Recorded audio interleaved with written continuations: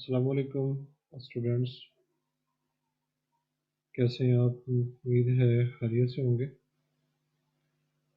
तो स्टूडेंट्स, आज जो हम करने जा रहे हैं वो जो हमारा नॉर्टन थ्योरम था,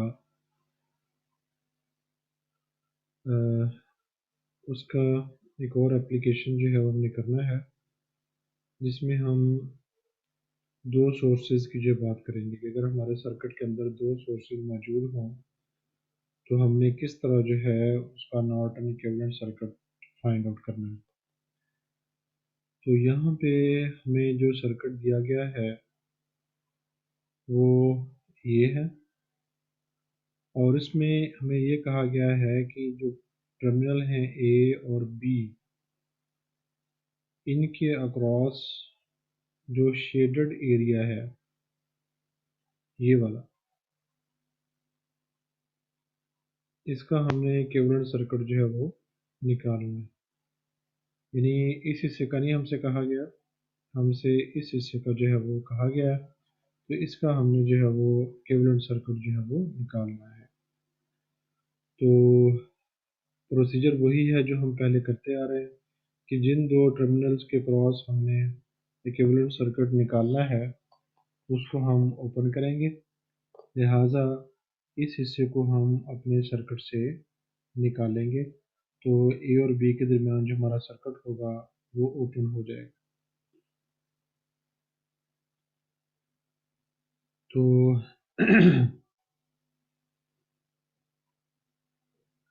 तो ये जो डायग्राम है इसके अंदर ये देखें कि जो हमारा सर्किट था उसको हमने रिप्लेस कर दिया, जो कि यहाँ पे जो भी सर्किट लगा हुआ था हमने उसको निकाल दिया और सर्किट हमारा ओपन हो गया। तो अब हमने इन टर्मिनल्स के क्रॉस जो नॉर्टन रेजिस्टेंस है वो फाइंड आउट करनी है। तो उसके लिए हमें क्या करना पड़ता है कि ये जो सोर्सेज लगे हुए हैं इनका इफेक्ट जो है वो हमने ख़त्म करना है। तो आपको पता है कि अगर करंट सोर्स होगा तो इसको हम करेंगे ओपन, और जो वोल्टेज सोर्स है इसको हम करेंगे शॉर्ट। तो नेक्स्ट जो सर्किट है उसमें यही चीज़ जो है हमें दिखाई गई है, चलो उसको देखते हैं।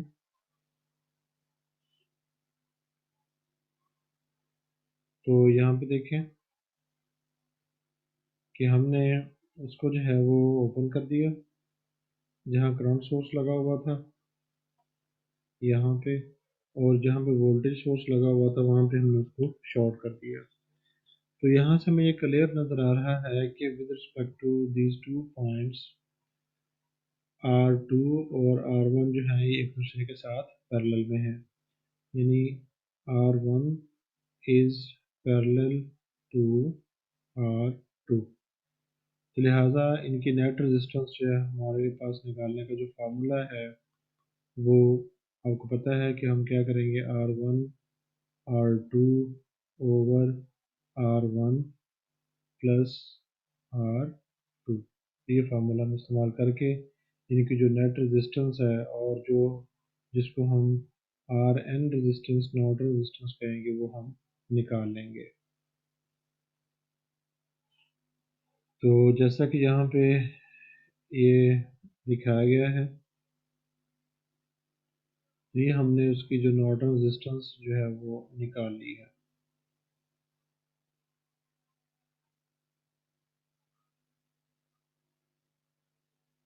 तो ये हमारे पास जो है वो नॉर्टन रेजिस्टेंस आ गई उसकी।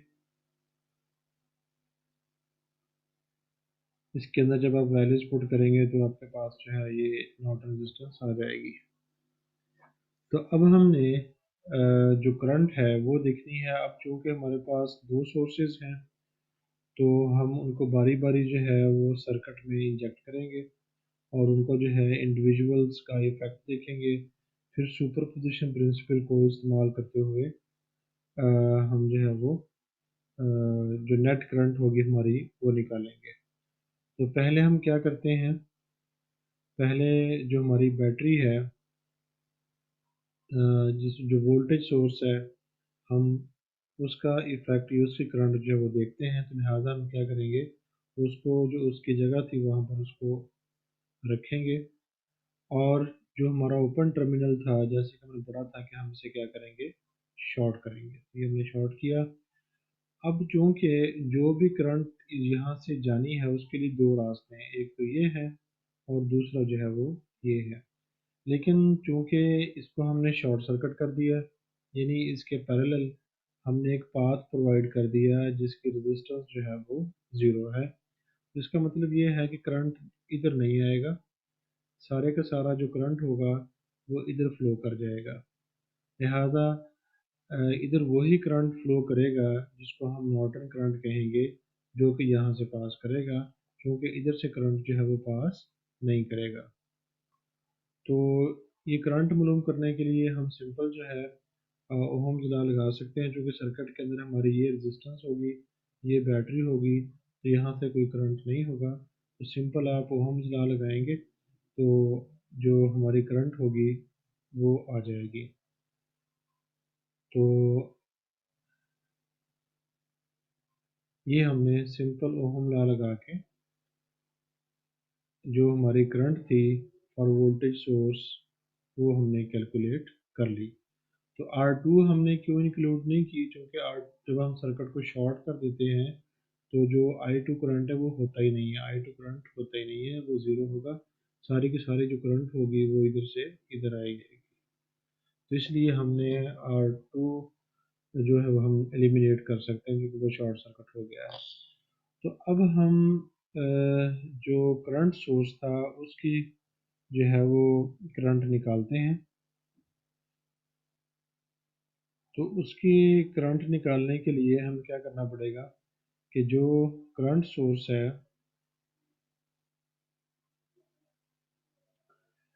उसको हम रखेंगे और जो हमारा वोल्टेज सोर्स होगा उसको हम उसका इफेक्ट ज़ीरो करेंगे, यानी उसको हम शॉर्ट करेंगे।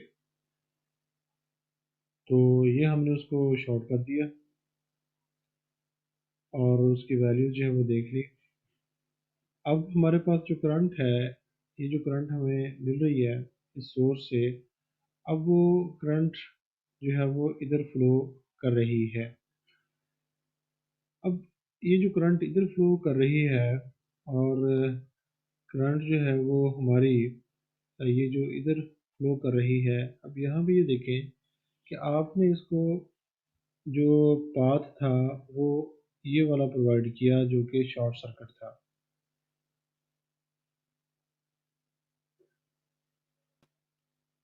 तो इस वजह से जो हमारी करंट होगी वो चूंकि ये सारे के सारे जो हैं पाथ इसके पैरेलल हैं, तो इनकी कुछ ना कुछ रेजिस्टेंस जो है मौजूद है, लेकिन करंट हमारा इधर फ्लो नहीं करेगा, उसको ये वाला पाथ जो है वो शॉर्ट कर देगा। यानी हमारी सारी के सारी जो सोर्स की करंट होगी वो इधर फ्लो करेगी, इसमें से इस पाथ में से फ्लो करेगी। यानी जितनी ये करंट प्रोड्यूस कर रहा है, यानी 8 एम्पेयर जो करंट है, 8 एम्पेयर, वो सारी की सारी यहाँ पे फ्लो करेगी क्योंकि ये शॉर्ट सर्किट है। लिहाजा तो हमारी दोनों करंट्स आ गई, इसकी भी करंट आ गई जिसमें से फ्लो कर रही है और वो आई हमारे पास 8 एम्पेयर। और जो हमने निकाली थी वोल्टेज सोर्स की वजह से दो करंट्स आ गई जिसको हमने आई सिंगल प्राइम एन कहा था। तब सुपरपोजिशन प्रिंसिपल को इस्तेमाल करते हुए हम नेट करंट जो है वो निकाल सकते हैं।